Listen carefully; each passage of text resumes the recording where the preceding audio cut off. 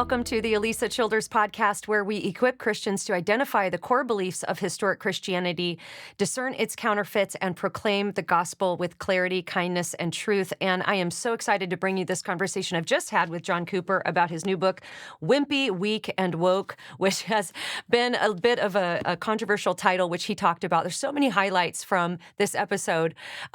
One of the things I think that really stood out to me, and I think is going to be so helpful for my audience in particular, is John talked a lot about the philosophy of Hegel and Hegel's dialectic and how he is really connecting that with so much of what we're seeing in woke culture, how it's the breaking down of all the categories when it would come to gender, when it comes to sexuality. We talked a lot about, we talked about everything, Gnosticism, Hermeticism, really jam-packed, fascinating, interesting episode. And I can't wait to bring that to you. But I do want to mention that my new book, The Deconstruction of Christianity, that I co-wrote with Tim Barnett, is going to be releasing on the 30th. So that's coming up in just a few days. And I just want to make sure you know that you can pre-order the book today. Wherever books are sold, you can go to Amazon, you can go to Barnes & Noble, christianbook.com, and you can order the book. Once you order the book, you can go to thedeconstructionofchristianity.com, and right there on that homepage, there's going to be a form that you can fill out and put in your receipt number. When you do that, you will immediately receive a link to a free chapter in the book, which is really the chapter that Tim and I feel is the most practical. It's the advice chapter where we walk through different scenarios, different relationship dynamics, and how you might walk out a relationship with someone who's in deconstruction. So I really want to encourage you to get this book. If you're a pastor and you're listening to this, I so pray and hope that this book, The Deconstruction of Christianity, will be a wonderful resource for you and for your staff. We are so praying that this will equip the body of Christ, because this book is not the book you're going to give to somebody who's in deconstruction. This is the book that's for their pastors and their friends and their family, their parents, their spouses, because we really want to help you, the body of Christ, understand deconstruction and know better how to navigate those relationships with people in your life who are in deconstruction. So you're going to get that advice chapter for free. And here's the other thing. You're also, if you pre-order between now and January 30th, you're going to get free access to the audiobook for 60 days. So you can actually get a head start and start reading it before it even comes out on Audible. So really great pre-order bonuses. I'm very thankful to Tyndale for offering those for you. So again, buy the book, then go over to thedeconstructionofchristianity.com, put in your receipt number. You will receive an email with a free chapter and 60 days free access to the audiobook. Really hope that the book helps you and equips you, as well as John's new book, Wimpy, Weak, and Woke. And without any further ado, here's my friend John Cooper. All right, John Cooper, you're back. You're one of my most popular guests, and you have this now going into the world. This is Wimpy, Weak, and Woke, How Truth Can Save America from Utopian Destruction. That is a bold title. Glad you're back.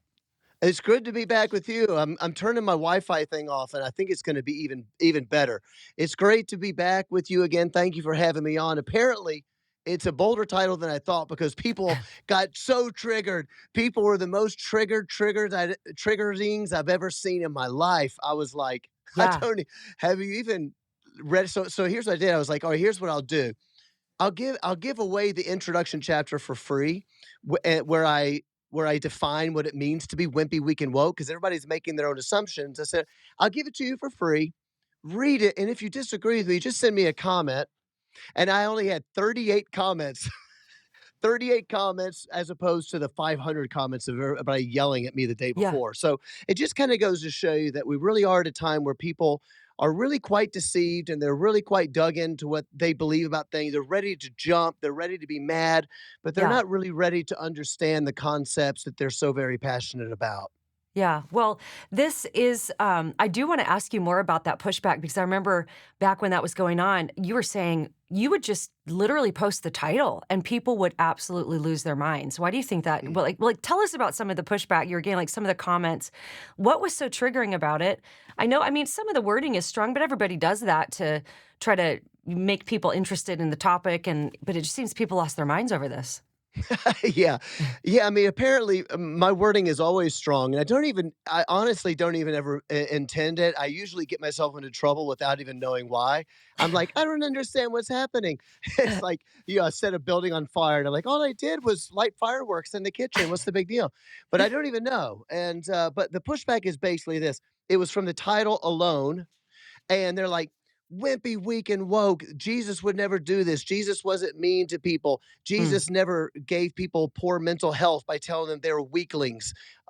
Jesus never made fun of people who were effeminate. It's like they jump to such radical conclusions. And then they're like, and it's got an American flag on it. This is idolatry. It says woke, Oh, and is yeah. that you hate the poor.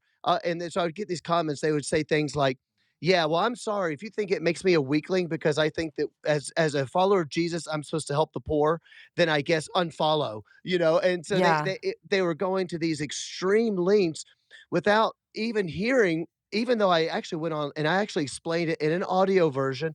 Then I gave the chapter away for free. But really, what you're dealing with are people that really don't want to know what you have to say. They've already made their conclusion. They don't like it. And they have a caricature version of Jesus anyway. Yeah. The thing that was really hard for me was that it was largely people saying that they were Christians. This wasn't my because a lot of my followers are not Christians. So a lot of them are kind of like, I don't even know what you're talking about. I don't know theology and I don't really care. Right. It's that Christian group that we're seeing split that really feels like this sort of militant seeming Christianity. And I don't go around saying that I believe in militant Christianity, but they would describe me as being militant for some of the things that I would say against abortion or take your pick. So that's Yeah. kind of what we're dealing with. Yeah, and that's some great points in there too, because it's truly interesting to me that we're in a time that just because you have the American flag in the background of your book, that people immediately, instead of just thinking, "Oh, why is that there? What does that have to do with things?" Well, of course, in the back, if you look at the back, the whole book is about what we can do to save our culture in America. So it makes sense to have an American flag on there. And you say there's no such thing as utopia. It is a lie. It denies the sinful nature of man, the existence of a transcendent God, and it denies God's created order. We must burn utopia to save the world. And so it makes sense to me that you would have that on there. But I love your point about the caricatured version of Jesus. Many years ago, I wrote a blog post, and people can look this up if you want to. It's did Jesus ever label or exclude anyone? Because I don't know how anybody could read about Jesus in the Gospels and not see that Jesus had some very hard things to say to people. I'm just going to just say some of them because this list is so long, and I looked up each verse and put it all in this blog post. But he called people enemies, pagans, the devil, robbers, hypocrites, thieves, sinful generation, adulterous generation, dogs, pigs, evil man, unbelieving, perverse, foolish people, false prophets, dead, unclean, wolves, blind guides, Satan, perverse generation, murderers, whitewashed tombs, serpents, brood of vipers, and cursed. I So am totally triggered right now. You're hurting my I can't even handle this. I need a break and I need like a Winnie the Pooh bear blanket and you're hurting my feelings saying those things. yeah, well, I'll give you a break because I won't go on into all the people he excluded and condemned to hell and all of that. Now, of course, we know that's part of who Jesus was. Obviously, there's a fully orbed picture of Jesus in the gospel that basically I think just gets up in everybody's business. I don't think anybody could read the four gospels and not be triggered by Jesus at least at some point. And that's sort of the point. I think that's good because if nothing Jesus does triggers us or makes us feel uncomfortable, then probably we've got a caricatured version of Jesus that looks just like us, right? Yeah, yeah. In fact, I'll add to it if you don't mind. What I find is that the people that are always saying Jesus didn't exclude anybody, they would hear all the lists that you just said, and they would say, "Well, yes, we're okay to call people that if they're not helping the poor, if they don't like socialism, if they don't like some form of redistributionism and collectivism, and if they're not fighting for LGBTQ rights." Then Jesus would call them Pharisees, hypocrites, snakes, whitewashed Yeah. tombs, excluded from the kingdom of God. They actually don't mind wielding insults. They just have changed well, I'm not trying to say that Jesus was running around wielding insults. That's not correct. But in other words, they don't mind using pejoratives and hard language. They don't mind wielding the sword. It's just they want to change who the sword is kind of wielded towards. And Yeah, they have a different version of basically a social justice Jesus who came to make the world a sort of socialistic utopian paradise of equity. yeah, And it's okay to use all those words towards those people, you know? So yeah, we find that same debate in the Christian nationalism thing, and I know we're jumping ahead, we're not even talking about the book here, but I wouldn't mind saying one political thing if I can real fast just to make sure. the point. Just this week, um, Joe Biden went and gave a speech. I can't remember the church he went, but at an historic black church. He went and gave his speech for presidency where he called Donald Trump a loser. And he's in a church. He says Donald Trump's a loser, and everybody starts chanting 4 more years, 4 more years.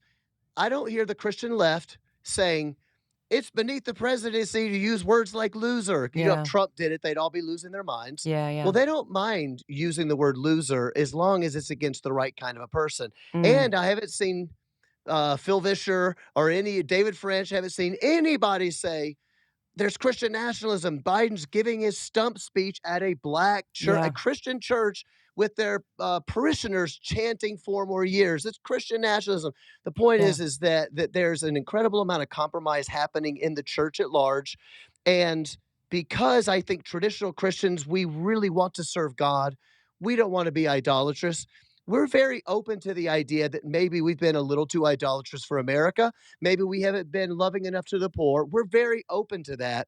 And because of that, the Christian left is just beating us to death. And a lot Mm. of Christians are falling for it, but they're not really holding to a true standard. If they did, they would be saying, President Biden, you can't go to a black church opening up your presidential campaign calling this other guy a loser. That's beneath the presidency, but they don't do that sort of thing because they do not hold equal weights and measures. That is such a good point, and our friends over at the Center for Biblical Unity, Monique Duson and Krista Bontrager, have pointed this out many times when you will see this all the time. The same people that are, pointing fingers and saying Christian nationalists are the same ones that are having politicians do speeches in liberal churches, and it's happening all over the place. And so there's a lot of hypocrisy there too, because I think our friend Neil Shenvi has also done a lot of work on this too, showing that by the definition of Christian nationalism, which by the way, that who can define that phrase, but by the typical definition, it's the progressive churches, the liberal churches that are just as guilty or worse. So it's that's a good point about pointing that out. I want to talk about utopia because that is something that and you make a good point here on the back cover of your book. There's no such thing as utopia. It denies the sinful nature of man. How does utopia define the sinful nature of man? And we talked a little bit about this on the podcast before, but I want to really help our listeners understand that you can parse out worldviews in lots of different ways, but in some ways, I think you could say that there's really two. Either you think men are sinful from the inside and sin, corrupt things from the inside out, or you think that men are born good and get corrupted from the outside in, right? And utopia Mm. plays a part in that discussion. Oh, absolutely. You just nailed it. So if man is born good, and the only reason that man does bad stuff, so I hurt my neighbor. If the only reason I'm hurting my neighbor is because I have been traumatized in some kind of a way, maybe psychologically traumatized, or I lived in a bad neighborhood. In other words, society did something to me that caused me to lash out. If that's the only reason that men and women do bad stuff, then it needs to be the goal of the state to make everybody's life perfect and to give everything they can to people to make sure they do not get traumatized, because if you fix the trauma, then you fix the sin, and then nobody's going to do any bad stuff to their neighbors. And so eventually that will lead us to a some sort of perfected society. So if people don't know utopia, all that utopia is basically the perfect society. No one goes hungry. Everyone has a quality of outcome. Nobody is lacking for food. And because of that, what it entails is that nobody does sins against their neighbors anymore because all of their needs are met. That's sort of the idea. This is also in political philosophy. If you really want to break it down and say, hey, if somebody's watching, they're like, I don't know about the religious stuff. political philosophy just breaks it down into what Thomas Sowell calls the constrained vision and the unconstrained vision, which is to do with the sinful nature. If man has no constraints on him, meaning uh, what we would call a sinful nature, the fact that we have a bent towards doing unrighteousness, we are born into selfishness, but not only constraints as far as that goes, constraints as far as knowledge. We do not have a perfect knowledge of the way things work. We are discovering things all the time. And so we as Christians say, because we do not have a perfect knowledge, we have to trust in God, the creator, who gave us his law word. He gives us the word of God so that we know what is right and wrong, and we trust that and we build our lives. But if man has no constraints on him, then basically he just needs to keep trying stuff until it finally works. This isn't working. There's not equality of outcomes. So defund the police. This isn't working. So abolish all the prisons. This isn't working. So make sure that we can have eugenics and make sure that we basically don't give birth to anybody with any sort of, defect or any sort of disability or somebody. They're going to, that, um, what do you call it? I can't remember if is it Iceland that is, I think it's Iceland that says they've eradicated Down syndrome Yes, it's because they yeah, Iceland or basically just Sweden or aborted something. one of Yeah, those 2. They just aborted aborted them all the all. Yeah. babies, and they went, "Hey, we fixed it," Yeah. we fixed the problem. So, Yeah. anyway, that's the point of utopia. The reason it does not work is because we I'm sorry, I'm laughing. We are It's born because in it seems obvious, right? it does seem obvious. We're born into this world with a nature bent towards sin. You cannot get out of that. Man is going to Yeah. look for a way to look out for number one. That's what we all do. So because of that, we have to basically make the most of what we can based on a fixed understanding of morality. So that's a long answer. Ironically, as you know, utopia, Thomas More coined the term in his book Utopia several centuries ago, but the word actually is defined as nowhere Mm, or no place. He called it that, being like, well, yeah, there is no such thing as utopia, but here's an idea. And that's the irony is we every time we try to reach utopia, it ends with 10 million deaths. 20 million yeah. deaths. There's over 120 million deaths from Marxist utopian enterprises in the last century alone. But that does not stop the ideologues because it's such religious fervor. They're sort of like the people that are like, the end of the world's going to happen in January 10th. And then when January 10th comes and it didn't happen, they go, oh, sorry, we were wrong. It's happening next January 10th. Yeah. And they believe in it with a religious fervor. That's sort of like what Mhm. utopians are like.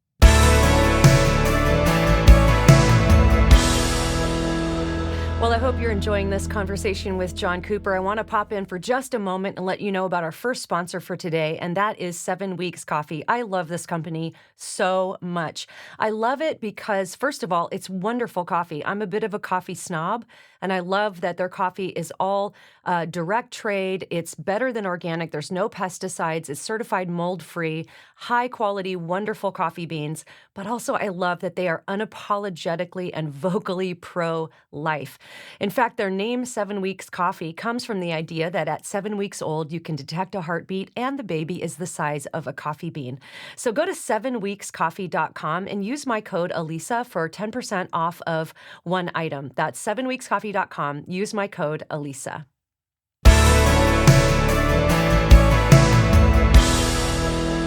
Yeah, I over my sabbatical, I got really into watching cult documentaries, and it was just Oh, I interesting love to cult me. Oh documentaries. my gosh. Have you seen the Mother God cult one? No. Oh, okay, that is the absolute end all wild ride of all the cult documentaries you will ever watch.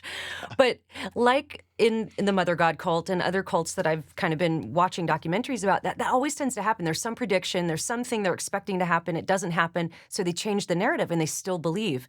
And I think that you make a good point there that that's kind of in our nature, but it's because of our sin nature. I mean, even as Christians, I think, I don't know if I can fully make this connection, but we kind of tend toward that thinking in our fallen nature as well. Like we think, oh, well, I got hurt at this church, and so I'm going to do home church. And then home church works great for about 2 weeks until people's sin nature starts to manifest, and then you just have people that have sin natures, then you got problems you have to solve, and we always wanna think that we're corrupted from the outside in, that it's the system, it's the structures that are corrupting, but it's us. Anytime you get people together, there's gonna be problems because we are sinners, and power corrupts, money corrupts, fame corrupts, all those things corrupt us, which is why, I think the American experiment is so powerful because that's what our founders realized, you know? They realized that human beings are sin. You have to separate, you have to balance the power. You can't give somebody ultimate power because it will be corruptive. And that's what we see in so many other types of government. So, yeah, I think we tend to think, oh, if we could just get away from this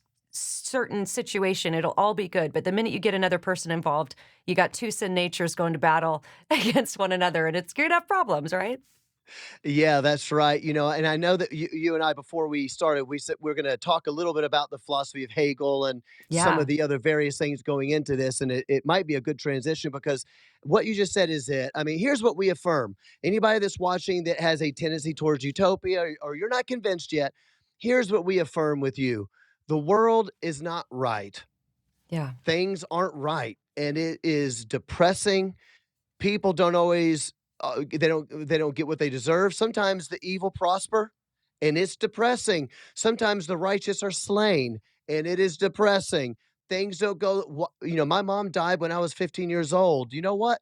That doesn't seem fair to me, man. I want it back. I want somebody to fix this issue. I affirm that. The Bible says that God has put eternity in the hearts of men. We long for a perfected society. We long for a time when I don't have to cry over the loved ones that have died and gone before me. I want to be reunited with them. We all long for the time when people don't suffer and they don't starve to death. yeah, We all want that. That's in our hearts. That is a good thing. So I affirm that in people, but I think that we had to realize is that there is no way to get around the problem of sin. yeah, It's there. You have to deal with it. The good news is that Christ has already dealt with that if you will just have faith and believe. It is dealt with, but you have to go through the right measure. And I think that that is kind of a transition, in my opinion, to where do these ideas come from? Why are we trying to build this perfect society? And I think more importantly, Lisa, for our audiences, why are Christians so suckered into it? yeah. Okay, so I want to get into Hegel because I know that while you were researching this book and writing this book, you actually sent me a chapter to review, and it was deeply philosophical. This is the thing I hope people understand about you, John, is you're not just some guy with a beard ranting about what bugs you in the world. I mean, you are very well read. You are reading the history of philosophy. You're reading the primary sources and kind of pinpointing how we got to where we are today. And I remember taking philosophy at Southern Evangelical Seminary, and when it got to Hegel, I remember my teacher saying, Hegel is so hard to understand. I don't even think Hegel understands Hegel. but but there is something that can be grasped about it that you're tracing really to what is happening in America today. So maybe start with Hegel's dialectic. Like help our audience understand what that's about and how you think that Hegel's ideas connect to what we're seeing going on in our culture today. Mm. Yeah, I'd really love to. I agree with your professor. Hegel is just a nightmare to understand. Let me start with something practical and work my way backwards just so everybody can wrap your head around this. What I noticed in society that was driving me nuts, I mean, it was driving me bonkers. I'm guessing it's driving a lot of other people crazy too. Have you noticed that everything in our society now is a sort of mesh of contradictions? Meaning, you look at him and you go, "Wait a minute, that can't be true," and the other thing be true at the same time. But the same people are saying it. Actually, a dumb example might be, how come they're calling me a Christian nationalist when all that I want is to celebrate individual liberties? I don't wanna tell you how to live your life, and I don't want you to tell me how to live my life. They are trying to tell us all how to live our lives, but they're calling me the totalitarian. This doesn't make sense together. Another example that I write in the book would be this: how come it's the same people that cannot define what a woman is are also the same people that say that women are oppressed in society? That doesn't make any sense together. You can't say both of those things. All men oppress all women, even though we can't define what a woman is, and even though a biological man who says he's a woman can then be treated like a woman and then take a job from an actual Yeah. biological woman, which is the opposite of of the feminist movement. We're actually taking jobs away from women. These things don't make sense together, and you're arguing with people. You go to school or you go to work, or maybe your kid comes home from college, and you're at the dinner table, and you can't make heads or tails with people because they just keep saying opposite things. Why is that? It is traced back to Hegel. Now, I knew that we were living in a very kind of Marxist inspired time of this us versus them. I understood the oppressed versus the oppressor narrative. But what I didn't understand was where Marx got that from. And I knew he was, they called him Hegelian. I knew he was a disciple of Hegel, but I couldn't really make sense of what was going on. So now we go back to Hegel. And what Hegel is most known for, and this is going to get in the weeds, but I'm going to make it super easy for people. He's most known for what is called the dialectic. And the dialectic, for simplicity purposes, is this: you state a thesis, then you state its opposite, which he calls antithesis or antithesis, and then you put those two things together and they become something brand new. They become a synthesis. And I used to be like, okay, I don't really quite get that. And I didn't get it until I started reading Hegel's literature and even further back into alchemy and basically magic. All right. So I don't want to confuse people. I'll make it really simple. In magic, what they were trying to do is create the sorcerer's stone. If you look back at the of alchemy and these people, so they're taking these various elements, and the idea is that you want to take two elements, you want to put them together, and you burn them or whatever it is that you do. And while you do that, you also there's a magic speech involved. And what you're trying to do is take these two elements and you create a brand new element where both of the other elements are actually consumed, but they both still exist. So, in other words, you are not trying to get rid of one. You're not trying to burn one of them away. You're saying both of these things still exist in unity. Maybe a good example, I hadn't thought of this until now, would be the biblical understanding of marriage. You know, one plus one equals two, right? A man and a woman come together and now they are one. We are one flesh, but we are still two different individuals. You don't actually lose yourself when you get married, right? Mhm. I don't know if that's a good example because I hadn't thought about it until right now, but that might be. So the idea is that all these things come together in unity and perfect harmony. And so Hegel, because he was a sort of Gnostic, and we can talk about that or not if you want to. He actually was a Hermeticist. He believed in a religion called Hermeticism. But the point is that because of that, he believed that all things in the universe are one and all things are leading in the future to a perfect oneness. And so, because of that, nothing is false on its own. And if you say, well, that's not true, that's true, that's not true, he would say, no, it's all in motion. Truth is in motion, it is becoming something. And so, because of that, everything just needs to wrestle. And so, you don't need to look at something and say that's false. Today in the 2020s, you've heard this in your ordinary life when somebody says, "We have to get rid of binary thinking." Oh, yeah. They're using some that is a Hegelian idea of stop the binary thinking because it's not black and white. Everything is gray because it is evolving into a perfect oneness. And I'll just end with this. If you don't understand why that plays out today, the idea that we need to lift up the voices of women because they are oppressed, but at the same time, we don't believe there's differences between men and women. So men and women, as we know, like from reading the Judith Butler literature and gender and whatnot, the end of gender is going to be that there really is no difference between men and women. We need to erase the boundaries so that people stop saying, oh, there's all these differences and realize we actually are one. And you can take that principle, extrapolate it, and you put it into every single aspect of life.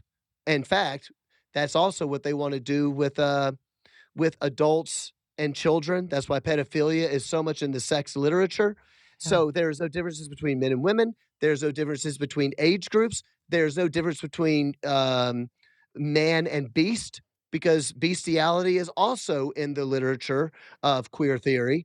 And then if you keep going down to it, there's really no difference between humans and animals or in living beings and the earth. And so everything is one, and it's going to lead to a perfected society. I know that's really super duper in the weeds, but if you think about it from a religious mysticism, it all kind of makes sense.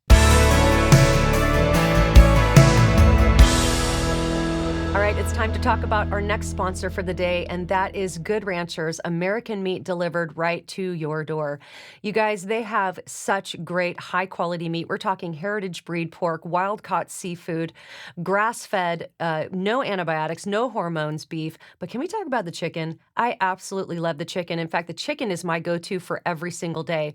About once a week, I take about 5 triple trimmed, better than organic chicken breasts out of the freezer and I thaw them out. I cook them up, and then I have them for lunch like every day that week. I absolutely love Good Ranchers, and January is the month to sign up. If you have not subscribed to Good Ranchers yet, this is the month to give it a try because you're going to get free chicken for a year. That's 2 pounds of free pasture raised, pre trimmed, better than organic chicken, the same breast that I eat every day. You're going to get those for free for a year. That's a $189 value. So go to goodranchers.com, use my code Alisa to get free chicken for a year plus $20 off your order. Again, that's goodranchers.com. Use my code Alisa for free chicken and $20 off.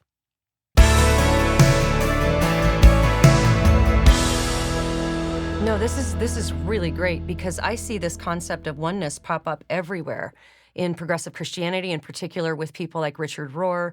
In fact, progressivechristianity.org, in their original 8 points, they had that in their number one point that, the way of Jesus, the teachings in the way of Jesus reveal to us the sacred and oneness and unity of all life.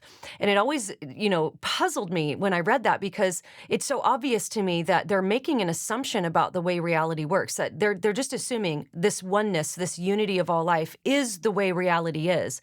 And so it's Jesus that can lead us there. And he's our guy. He's our icon that can take us to that ultimate reality. But this is so interesting tracing this back to Hegel and Marx, and even I want to get into Gnosticism and Hermeticism. But before we do that, back to the dialectic, just to give people maybe a practical example that they can wrap their hands around. In your book, you kind of give a couple of those examples. And so an example of that, and then I'll let you comment on this, is the thesis would be race isn't real, it's a social construct. The antithesis, the antithesis, race is the most important thing about you. Right? And so then what would the synthesis of that be? Is that what has led to critical race theory, you think, or? Well, I think that we have not yet seen the synthesis, Oh, and I think that that's part of the point of it is that they're not allowed to ever say that anything is false.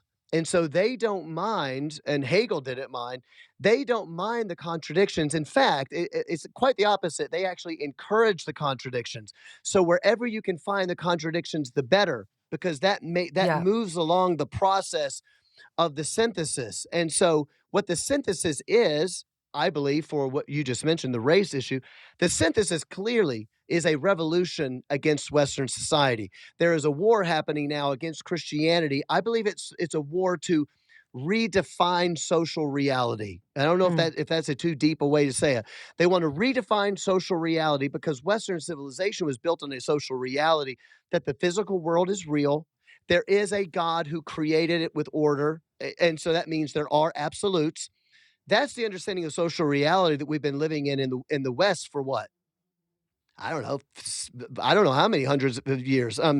But they want to change that social reality into something new, which is a much more of a postmodern utopian idea. And the way they have to do that is to have a revolution against the system. So we have to have a mhm. revolution on this race issue. So how do we do it? You create contradiction, you create frustration, you create groups of people that are angry and want to fight against each other. So what do I do if I'm arguing with you? Critical race theory is actually built on this on that chaos, which is race is a social construct, but it feels real, and because it's real, we need to exploit it for all that it's worth. And so, if you say Ra race race is just a social construct, so I'm gonna have a colorblind society. They will say that you are just as racist as a KKK white supremacist because, no, you need to recognize the color. It needs to be the first thing that you do and recognize all of the struggles of those people because those people with that color skin all have a shared lived experience. So you have to recognize it at the same time as knowing that it's not real so that you can be angry so that we can have a revolution. Mm.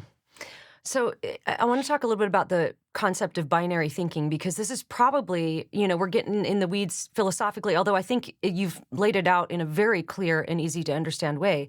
But for our audience, I'm sure many people watching or listening to this have been on social media and they're just saying something like kind of obvious, and somebody will come on and say, "Oh, you're just stuck in this dualistic or binary thinking. You're so black and white," and really that is seen as being very unenlightened, very immature, right? So this binary thinking idea, but it's so interesting how this even overlaps with progressive Christianity because Richard Rohr teaches the same thing.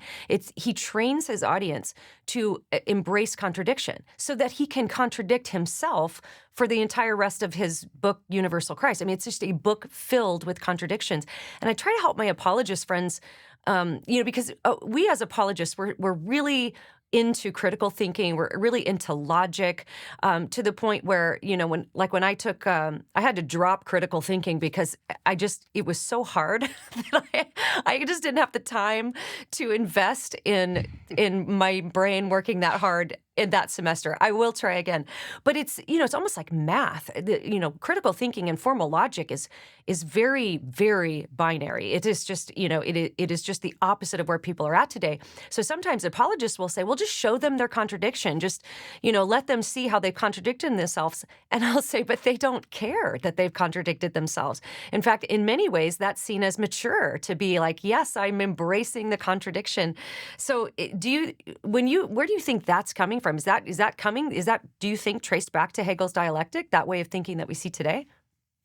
Yeah, I honestly really do. Now, could it be traced back even further? Of course, you know how these things go. It's always going to be in there.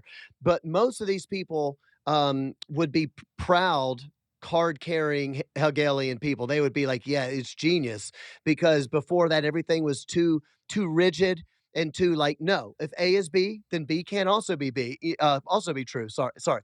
If A is true, then B can't be true, and they would see them as being too reductionistic and too like old school and just too rigid, and you're not opening up your mind. But what I also do think is, and of course it leads to postmodernism, which in the end I always tell people, if you want to understand postmodernism, you have to get your way of thinking, your critical thinking.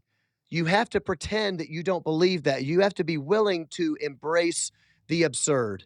And they Mm, would write that. They would agree with that. They would say, yes, you have to be willing to open your mind up to the absurd, because what who said that it is absurd? In other words, what's absurd could actually be social reality. I wouldn't mind reading this to you from my book. yeah. I quoted this in Hermeticism, and I just want to say I think it might even be easier to talk about Gnosticism because the word Hermeticism is something nobody's ever heard of. Hermeticism is similar to Gnosticism, but it goes back to really, I think, I would probably say third century, if I've understood it. Egyptian cult, the Egyptian occult stuff. You had Jewish Kabbalists, then you had Christian Kabbalists, but a lot of these ideas of Hermeticism are basically, if you've ever read anything that's New Age, then you've basically read Okay. Hermeticism. It's just called New Age. It's all basically the same stuff. But I want to write you what this author McGee. He's sort of a Hegel expert. Here's what he says. I'm just going to read this from my book because I think it's going to answer the question. He says there are varying traditions within Hermeticism, but the enduring features are summarized as this: number one, God requires creation in order to be God. Number two, God is in some sense completed or has a need fulfilled through man's contemplation of God. Number three, illumination involves capturing the whole of reality in a complete encyclopedic speech. Number four, man can perfect himself through gnosis. For people who know gnosis, that means secret knowledge. Man can perfect himself through secret knowledge or gnosis. Um, he becomes empowered through the possession of the complete speech. Number five, man can know the aspects or the moments of God. Moments would be more like phases of God. So, as God is progressing, man understands these moments or these progressions. Number six, an initial stage of purification in which the initiate is purged of false intellectual standpoints is required before the reception of the true doctrine. What does that sound like to you? That sounds like deconstruction to me. Yeah. Um, and I'll read that one again. So people think deconstruction, Yeah, yeah, an say it initial again. stage, an initial stage of purification in which the initiate is purged of false intellectual standpoints is required before the reception of the true doctrine. Number seven, the universe is an internally related whole pervaded by cosmic energies. So it's New Age movement, if in some ways, but what they're saying is this: God starts out as something that we would say, it's not that God's small, it's that he is in a very incomplete phase. So he's a very pure, very simple. So God starts out as something simple.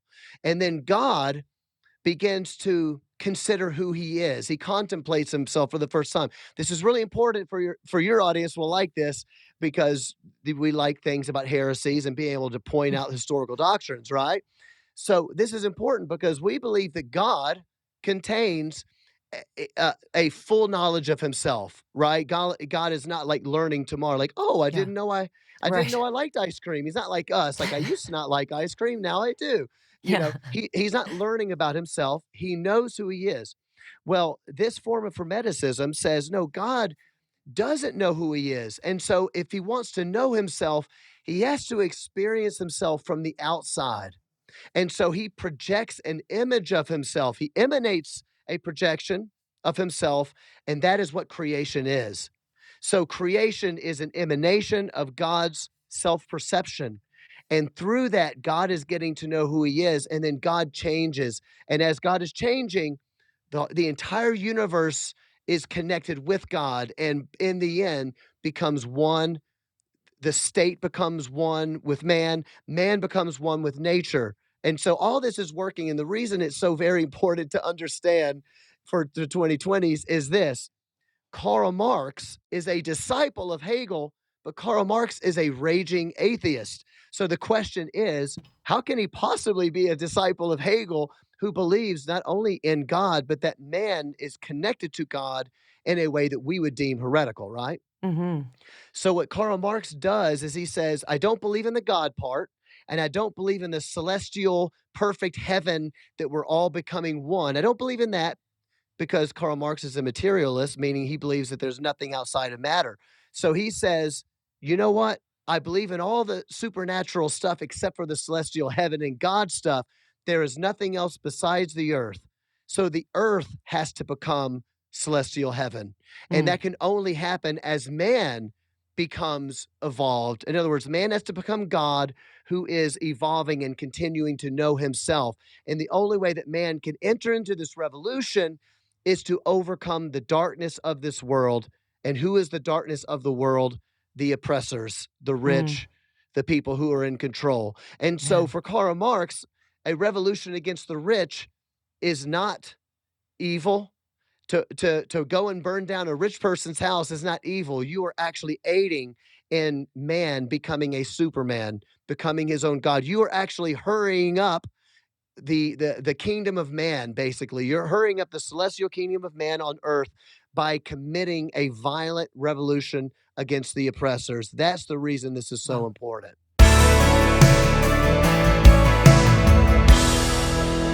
All right, it's time to talk to you about our next sponsor for the day, and that is Carly Jean Los Angeles. I love CJLA. It's a great company. It's a Los Angeles-based clothing company that makes really cute clothes for women in all phases of life. If you're anything like me, you hate going to the mall and trying on a bunch of jeans and tops just to come home disappointed.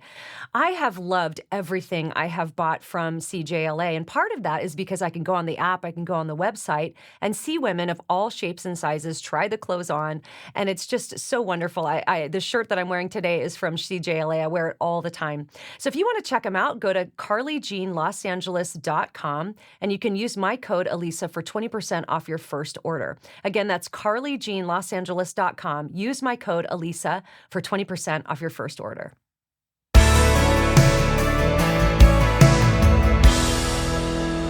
Man, I have so many thoughts, but I want to just maybe comment quickly on Gnosticism, and then what you're describing, John, sounds so much like what's called process theology, which is very popular in progressive Christianity. And process theology, I mean, I don't know how you could put it completely simply, but it basically denies that God is unchanging, immutable. You know, God is learning along with us. He's growing, he's changing. And that's a very popular way of approaching theology in progressive Christianity. But of course, there's an overlap there with Gnosticism as well. You know, Gnosticism is there's different streams of there was different streams of it, and to me, it was very hard to understand. I read Irenaeus's Against Heresies, and I'm just thinking, my goodness, there's so many components to this thing. But what a lot of scholars have said, you know, you could really boil it down to is just that what saves you is this secret knowledge. It's, you know, the knowledge, the gnosis is what saves you. And so that's why in the Gnostic Gospels, you'll have Jesus giving secret knowledge to people. And if you read the Gnostic Gospels, you're going to get access to this secret knowledge that is really what saves you. And it does sound like, isn't it? It's just like everything kind of overlaps all on itself. But you touched on something a few minutes ago that I want to go there if we could. And that's how this all relates to sexuality. Because I think that for a lot of Christians, we're seeing some really, really obviously horrific stuff being approved of in our culture. You mentioned pedophilia. Of course, if you lower the age of consent, it's technically not quote unquote, you know, pedophilia. So it's children's rights. It's this and that kind of thing. And we are seeing a lot of this come into our culture. But I remember you saying to me when you were writing this book that it was just such a dark, it was very dark to have to do a lot of this research and read a lot of the things that are in the literature. And what a lot of people, I hope we all understand, is that what's in the literature today makes it out into the world tomorrow. And so what's being written in academia and all these things. And so maybe talk about that a little bit, because I know, like for you, it was really dark to have to do some of this research and read some of the things that grown adults are saying is not just okay, but good, morally virtuous things that have to do with sexuality. Mm. All right, I'm going to try to touch on all this as quick as I can. You mentioned Irenaeus, however you say that. Yeah, I'm not sure. We're musicians. We Against, don't know. I always call him. I always say it wrong. But whoever that church father is, That his book person. Against Heresies. One of the things he's writing is this. He's saying, okay, so Gnostics don't believe that sin came in the world because of a breaking of the law of God. Okay, so Yeah. that's what Christian orthodoxy teaches. Man broke the law of God, and there is a penalty for that. Gnostics believe that man lost his secret knowledge. He forgot this secret knowledge. And so what people have to understand is Hegel is in this as well, and it plays out today. What they would say is that man actually has, in his deep, deep, deep memory, man has access to that secret knowledge that was lost all the way back then in the garden. So the reason that man sins now isn't because we have a bent towards sin. It's not because of a sinful nature. It's not because there's anything wrong with us. It's just because we haven't been taught the correct way to do it. That plays out into our sex education today. They say, well, the reason is because high school students didn't understand sex, so we're going to do sex education. Well, that's because sixth graders didn't understand sex. Fourth graders, now they're beginning in kindergarten, explain to them gender theory. If they just understood all this stuff, nobody would sin. So it's a knowledge issue. But the reason that is so very important is because Hegel believes that man has access to help God in this evolution, which helps man in this evolution, if we just remember that secret truth that was lost long, long, long ago in the garden, right? And if we remember that secret truth, we have to express it with secret magical speech. Now think about it today. I don't want to be too like one for one, but why else do you think that people are chanting slogans? They walk around chanting nonsense slogans all the time. Defund the police, say her name. All of these things are actually a very magical belief that by saying I have white privilege, that you're going to change something in culture just by posting a black square.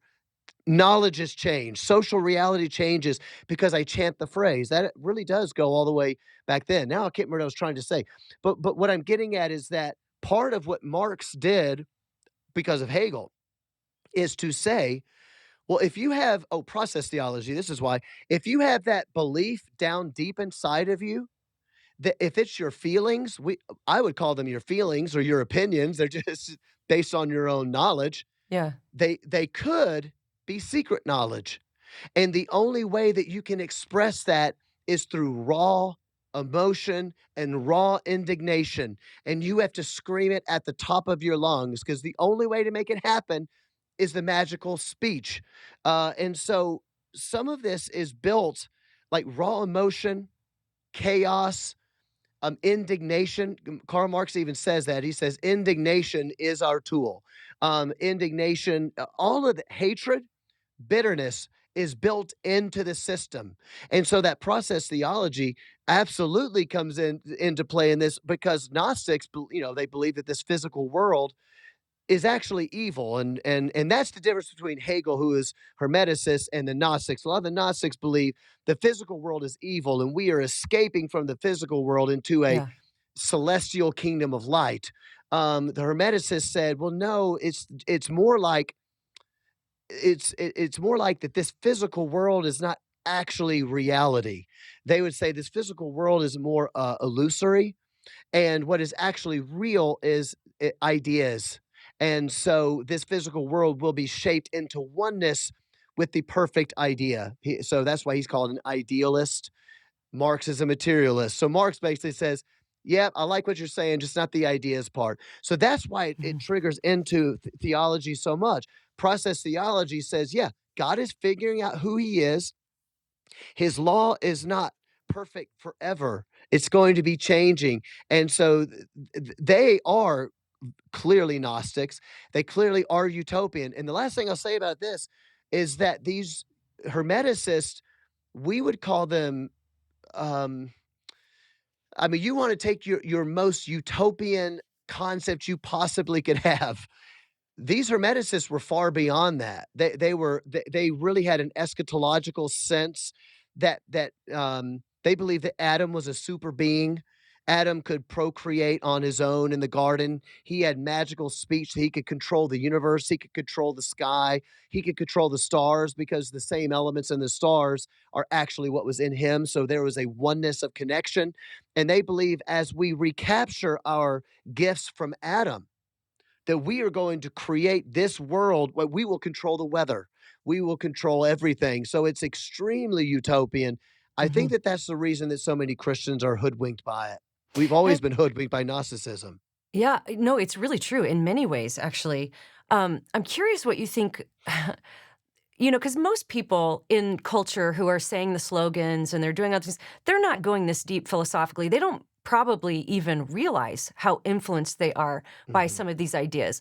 Um, and and and that's where I really hope your book will help wake people up to, not just Christians, but anybody who reads it. It's like, hey, I've been chanting this slogan, or I've been going on board with this thing because it sounds good and virtuous and righteous and true, but actually it's based and built upon these really bad philosophies. I'm curious what you think the future of, 'cause I was as you were talking and you talk about the whole oneness thing, where really all categories just get obliterated, right? Just any kind of concrete category, the sort of end goal it seems to be of this thing is just to break down all categories. So, what do you think the future of gender is if this isn't stopped? It seems to me, and I'd love to get your thoughts on this, that we're already seeing the eradication of categories of male and female. Do you think that really it's gonna be that even trans will go away because trans sort of assumes you were one thing, now you're transitioning to another thing, and it's just gonna all be fluid? I mean, that's kinda what it seems like because even you see that in the younger communities now. I was talking to a college professor who he said, it used to be you might have a man who's trying to pass as a woman or a woman who's trying to pass as a man, but now it's like what's celebrated is the fluidity and the combination of all of it together. So a man in heels with a beard, with lipstick on, you just every kind of meshing together. What are your thoughts on that?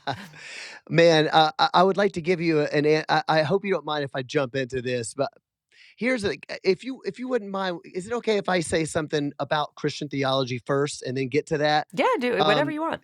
okay, I know we're going for a long time, but the beauty of the Bible, you can't make this up. The Bible answers so the a lot of philosophers say that the biggest philosophical question there is has always been the issue of what they call the one and the many. That's Right. the number one question. How are we going to deal with the one and the many, individual versus the collective? All political science is also based on trying to weigh the one and the many. Well, the Bible answers this question in the most radical, beautiful way possible. Let me brag on Jesus. I'll tell you what. Jesus says, in Christ, there is no male, no female, no slave, no free. There's basically all of us are one in Christ Jesus. It's amazing. Unity, oneness. But we also know because we have a snapshot of eternity to come. We also know that before the throne of God worshiping, there are people from all different tribes and tongues and we assume that means different colors of skin, and in other words, we are still going to be separate individuals in some kind of a way in the resurrected at the end of all things when Christ raises us up and gives us a brand new body. It seems like that there are still going to be some sorts of distinctions because God has mysteriously the answer for the one and the many, and it is so perfectly unbelievable and amazing. And we are one with Christ Jesus, and we are even heirs of his throne, which blows my mind. The humility of the Lord Jesus Christ, the King of Kings. He shares his throne with his people because we are one, but we are not God. And we should know that we are not actually Jesus. Mm, Yes, we are his body, but there is a distinction here of subservience and submission that is wonderful. The world wants a false oneness. They want a fake oneness.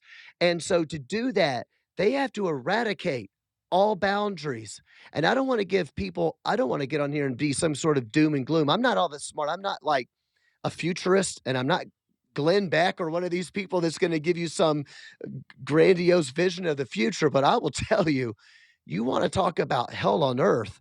mm, We haven't even discussed transhumanism.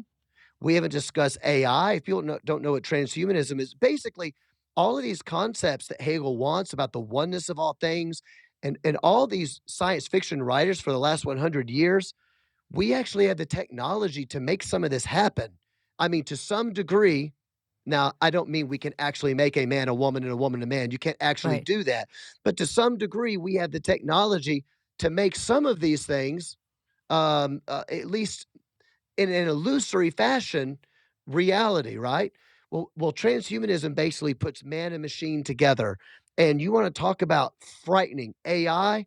We haven't even discussed that. I mean, right now Mhm, we have sex robots. We have no idea what's going to happen with AI. Will there become people who live their lives literally in some sort of matrix like the metaverse or something? Maybe we just don't really know. So, where do I think this is going? Yes, I think that the younger generation believes it is virtuous and wonderful to not see distinctions between men and women. That is a good thing. And so we shouldn't do that. Where is it leading? I think pedophilia, legalizing pedophilia is just around the corner. Everybody knows that. That doesn't take a mhm, genius. I think that we will begin to see the normalization of bestiality over the next 10 years, at least to some degree. And then I have no idea what it's going to mean in terms of transhumanism and AI, what that will mean for the legality of sexual relationships. And the only reason I'm mentioning sex is because, as you know, every single idolatry ever involves ends up involving yeah. sex. Every cult show ever ends up involving Yeah, sex. Every cult yeah. leader ends up having a harem of people he's sleeping with. For some reason, ever since the biblical times, idolatry and sex has always been intertwined. That's what the Bible teaches. So it could be very dark. The church has to begin to be vigilant. And I think that we've had too many leaders that have thought that in order to be loving, I'm going to give them the benefit of the doubt. In order to be loving, in order to seem that I'm not just this old rigid Puritan witch hunting, heresy hunting meanie pants, I'm going to say I actually do know what you mean. This non-binary thinking is good. There really are some gray areas, and we should be open to that. And if I had a dollar for every church leader I've talked to in the last 3 years, and I've said you need to watch out for that because they just said they believe in you name it, whiteness, systemic racism, critical race theory, Christian nationalism. Every single time I've been met, these are people that I know, by the way, people that Mhm, love me and they know that I love them, have said, John, you don't know that that's how they define those words every single time. And they've had a complete lack of curiosity about what those people do mean when they use those words. Mm, They don't want to find out. They don't want to know. They just don't really care what enemy comes into the gates. It seems it can't possibly be true, but that's what it seems like. So the church has got to become hyper vigilant. love it. All right, where can people get the book and anything you want to talk about that you're working on and where they can connect with you? The only place to get the book is my website, johnlcooper.com. Unless you want a Kindle version, you can get that at Amazon. Unfortunately, it's my physical is not up there yet. Go to johnlcooper.com, get the book. Other than that, I'm not really working on anything else, but I wouldn't mind saying two more things about the book, just so people understand. The book is philosophical, it is academically deep on these subjects, but every chapter starts with a story that you will relate to. It's a story, it's a page from my life talking with my church and talking with a friend about systemic racism, and I'm asking him, what can I do to make life better for people of color? What can I do? Where can I spend my money? What can we do to help families? And my friend says, all you can do is say you're privileged. Do you believe in white privilege? And I say, well, I don't really believe in privilege theory, but I'm ready to do what it takes to help educate. No, you can't do any of those things until you admit your privilege. Most everybody has had some experience like that over the last Yeah. 3 years, and everybody will relate to it. And so, what I want people to understand is, yeah, it gets into the weeds, but you will relate to the stories, and it will, I hope, answer those questions for you. Very good. Well, I want to thank my guest, John Cooper, for coming on the show today. If you liked this episode, if you found it helpful, please share it with your friends. You can share it on social media, Facebook, Instagram, all the places. It also really helps if you leave great reviews on audio platforms like Google, Apple, Spotify. It kind of triggers those algorithms to get this into the news feeds of more people. And in the meantime, as we pursue Christ, let's remember to keep a sharp mind, a soft heart, and a thick skin. We'll see you next time. So pray for me.